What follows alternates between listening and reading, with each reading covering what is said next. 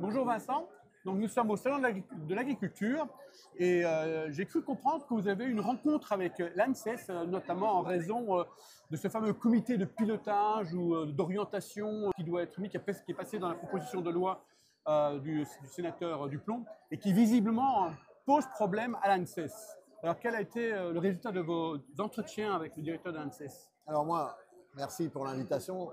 Je rencontre l'ANSES souvent. On se voit bien sûr au Salon de l'Agriculture tous les ans.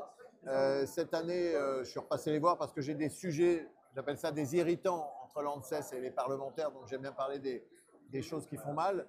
Et c'est vrai que malgré que je ne posais pas de questions sur ce sujet-là, l'ANSES a voulu dire qu'il trouvait l'agression forte de revenir sur des avis scientifiques, c'est-à-dire que le ministre pourrait revenir sur des avis, ce qui n'est pas du tout le cas. On l'a dit pendant les débats. Et ce comité de coordination qui est créé, il est là juste pour une chose. La première chose, c'est qu'aujourd'hui, les ministres n'étaient même pas au courant des avis de l'ANSES. Ils apprenaient dans la presse qu'on enlevait un retrait d'une molécule. Et ça, ce n'est pas acceptable. C'est-à-dire que le dialogue de gestion d'une autorité qui doit être indépendante avait un fonctionnement qui n'est plus une fonction d'indépendance, mais une fonction de principauté de Monaco qui dit circuler, il n'y a plus rien à voir, je n'ai aucun lien avec l'État. Donc l'ANSES, aujourd'hui, sera obligé dans le comité d'orientation de pouvoir discuter des avis qu'il va donner, qui vont s'opposer au ministre. Il ne s'agit pas que le ministre revienne sur des avis scientifiques, ce n'est pas du tout le cas. Mais donc le ministre va être au courant et surtout le ministre pourra dire attention, j'ai un problème sur une molécule, il faudrait réhomologuer un produit, on voudrait faire passer cette molécule devant dans la pile, dans la liste d'attente. Ça sera permis par la loi. Donc c'est une amélioration pour les situations d'urgence où on est dans un contexte où on n'a plus de solution pour l'agriculture. Et aujourd'hui, l'ANSES, c'est un système premier arrivé, premier servi, premier qui paye, premier servi. Et donc, vous imaginez bien qu'on a aussi une nécessité, nous, le parlementaire et l'État, de dire il faut trouver des solutions quand il y a des solutions de blocage qui cristallisent en fait un mécontentement. Dans tous les couloirs du salon, il y a un mécontentement sur le fait que les agriculteurs ne peuvent pas travailler si on leur enlève des solutions qui n'ont pas de remplacement. Et ça, ce sujet-là, il est vraiment important. Les agriculteurs français veulent avoir au moins les mêmes possibilités d'utilisation que les agriculteurs européens. Donc il faut trouver un équilibre, trouver un mode de fonctionnement qui est adapté à la vie de tous les jours. Donc il ne s'agit pas de remettre en cause l'avis scientifique de l'ANSES, mais d'améliorer le processus finalement et le processus qui entoure ces avis, c'est ça? Tout à fait. Vous savez, nous, les politiques, nous ne sommes rien sans les scientifiques. Il est hors de question de remettre en cause un avis ou de suspendre un avis scientifique qui serait décidé. Par contre, cet avis scientifique, il doit être partagé avec l'écosystème dans lequel il vit.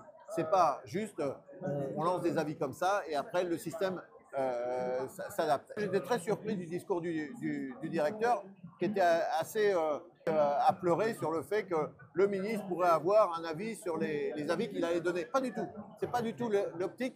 La ministre l'a dit au banc, et je ne suis pas le dernier pour dire quand il y a un problème auprès d'Annie Gunbar et la ministre, mais là, aujourd'hui, on ne porte pas atteinte à la décision des scientifiques.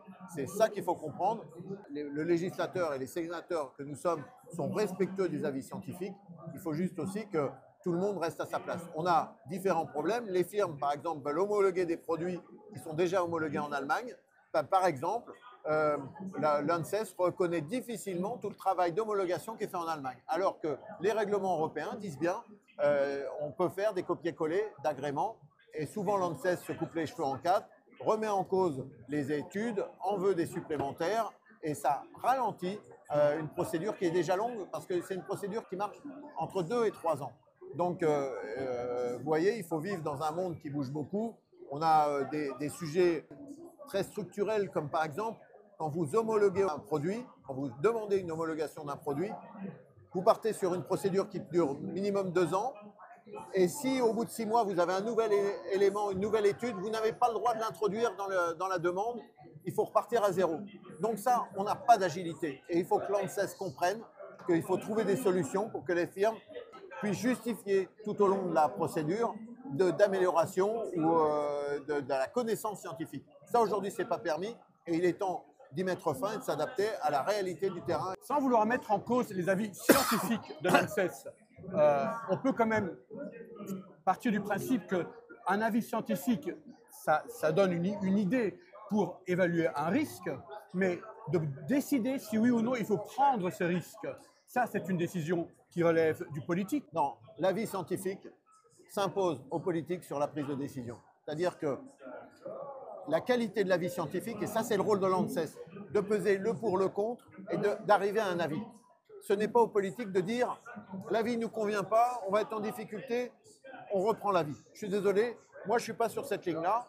D'autres voudraient une ligne où le politique puisse dire on n'est pas prêt, on va attendre, donc on suspend l'avis de l'ANSES. Moi je ne suis pas sur cette vision-là, parce qu'après on ne sait plus faire. Après vous aurez toutes les cultures qui vont dire ah ben il nous faut encore un peu plus de temps, et à chaque fois tout le monde repousse l'échéance. Donc vous voyez, il faut vraiment que chacun prenne ses responsabilités. Le politique fait un cadre législatif. L'ANSES, par contre, doit être à la hauteur des attentes, c'est-à-dire bien peser le pour et le contre. Et le rôle de l'ANSES, c'est de la science, c'est pas de l'idéologie. Le rôle de l'ANSES, c'est nous dire factuellement les choses et pas activer le principe de précaution matin, midi et soir. Le rôle de l'ANSES, c'est d'être à la hauteur des demandes, tant qui sont sociétales, de préservation de l'eau, de la santé humaine, mais aussi des attentes de trouver des solutions. Parce que quand on enlève une molécule, automatiquement, la molécule sera importée parce que dans les autres pays, elle est autorisée. Donc, on est content, on est un peu les idiots utiles, la France de l'Europe, où on va importer tout un tas d'aliments qui n'auront pas du tout le même traitement. Et donc, les agriculteurs, ils trouvent ça injuste et ça provoque la révolte. Moi, je l'ai dit clairement au directeur de l'ANSES, est-ce qu'on veut pousser les agriculteurs et la société contre un populisme qui s'annonce si personne ne comprend ce qui est en train d'arriver. On ne peut pas se retrouver avec un pays qui va abandonner tous ses actes de production pour dire « Ah bon, c'est pas grave, on va importer ». Oui, on a de la sécurité alimentaire parce qu'on importe tout le reste et on se dit bah, « on a de quoi bouffer » parce que le poulet ukrainien, aux hormones, aux antibiotiques avec des molécules interdites depuis 20 ans en France. Donc nous, on doit aussi faire valoir la défense de notre outil de production dans ce pays. Très bien, merci beaucoup. Merci à vous. Merci.